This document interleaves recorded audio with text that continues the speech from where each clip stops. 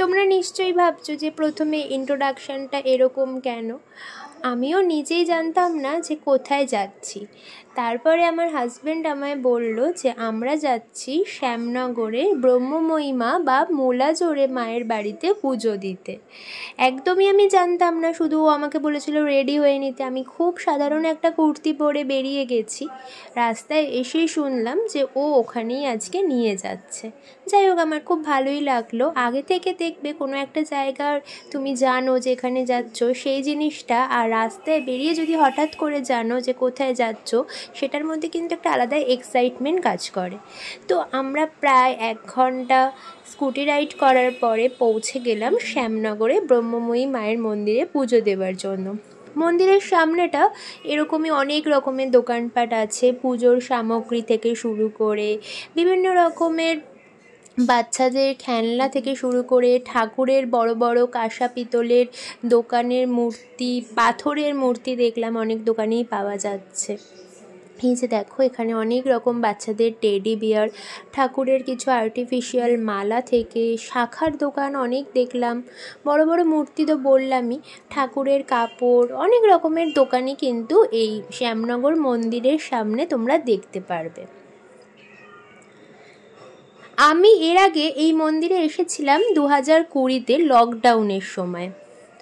তখন আবার এলাম 4 বছর বাদে। 4 বছরেরও বেশি হয়ে গেছে।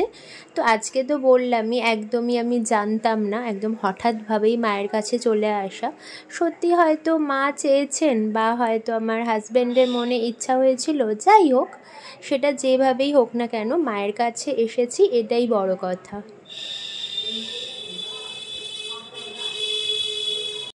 শুনেছি এই মন্দিরে নাকি বিয়েও হয়, এছাড়া উপনয়ন, অন্নপ্রাশন, বিভিন্ন রকমের অনুষ্ঠান এই মন্দিরে সম্পন্ন হয়।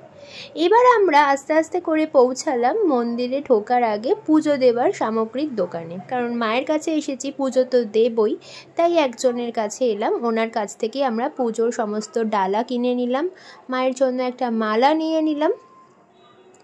তোমরাও এখানে এলে অবশ্যই পুজো দিও। আর ভীষণ, আমার এই জায়গাটা এর আগেও যখন এসেছি খুব ভালো লেগেছে, খুব শান্ত নিরিবিলি একটা জায়গা। আর আমি তো এরকম বেশ একটু ফাঁকা ফাঁকা শান্ত নিরিবিলি এরিয়াতেই ভীষণ ভালোবাসি, আর মানে থাকতে আর কি। বেশি লোকজন চিৎকার চেঁচামেচি আমার একদমই ভালো লাগে না। হ্যালো বন্ধুরা, আমি লিপিকা, লিপির পৃথিবী চ্যানেলে তোমাদের অনেক অনেক অনেক ওয়েলকাম। আমি এখন এসেছি হচ্ছে শ্যামনগরের মুলাজোড়ে কালীবাড়িতে। তো মন্দিরটা তোমাদের যতটা সম্ভব ঘুরে দেখাচ্ছি। মায়ের যে মেন বিগ্রহ আছে সেখানে তো ফটোগ্রাফি অ্যালাউ না, ওখানে লেখা আছে।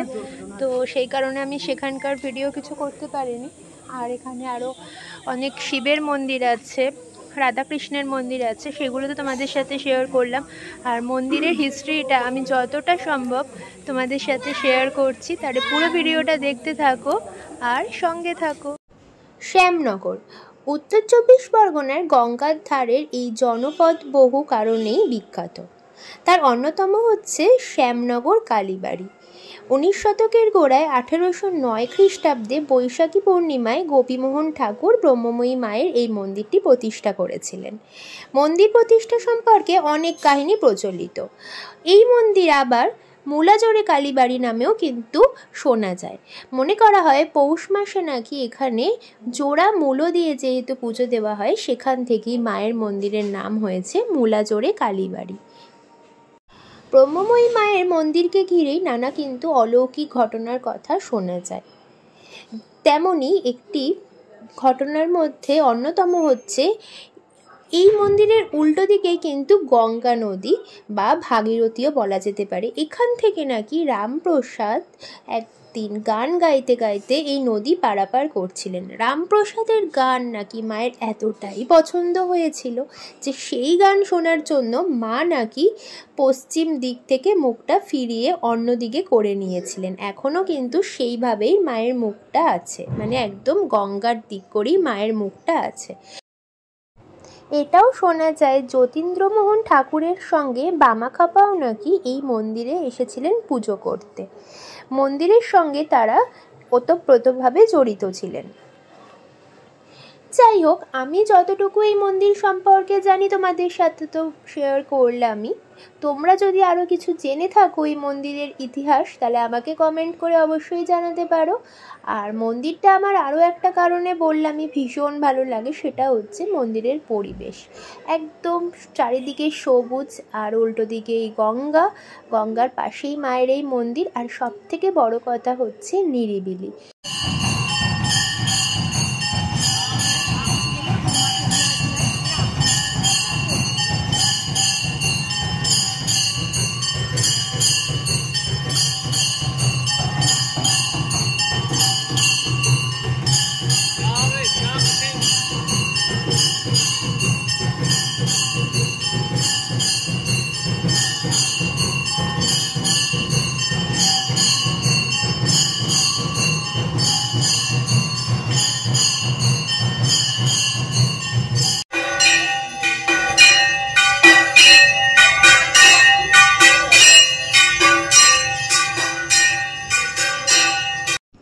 তোমরা শুনতেই পেলে মন্দিরে কিছুক্ষণ আগে সন্ধ্যা আরতি হচ্ছিল, সেটারও একটু ভিডিও বাইরে থেকে আমি করেছি, কারণ বললামই মায়ের বিগ্রহের ফটো তোলা তো নিষিদ্ধ, তাই আমি জোর করে করারও সেটা চেষ্টা করিনি।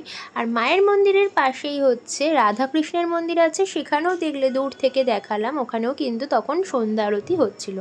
সন্ধ্যা আরতি দেখার পর আমরা এই গঙ্গার ধারে এসে একটু বসলাম, কিছুটা সময় কাটালাম, কারণ তোমরা সবাই জানো আমার গঙ্গার পাড় কিন্তু ভীষণই পছন্দের একটা জায়গা।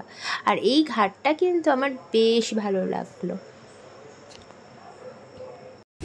এখন আমরা বসে আছি শ্যামনগর মুলাজলের কালী মন্দিরের পাশেই এই গঙ্গার ঘাটে। তো তোমাদের সাথে যতটা পারলাম শেয়ার করলাম। গঙ্গার ঘাটটা আমাদের বরানগরের ওদিককার থেকে অনেকটাই আলাদা, বেশ সুন্দর গঙ্গার ঘাটটা। তো যাই হোক, ভিডিওটা আজকে এই অবধি, দেখা হচ্ছে নেক্সট কোনো ভিডিওতে। সবাই খুব ভালো থেকো, সুস্থ থেকো, আর সব সময় হাসতে থেকো। তাহলে আজকে টাটা।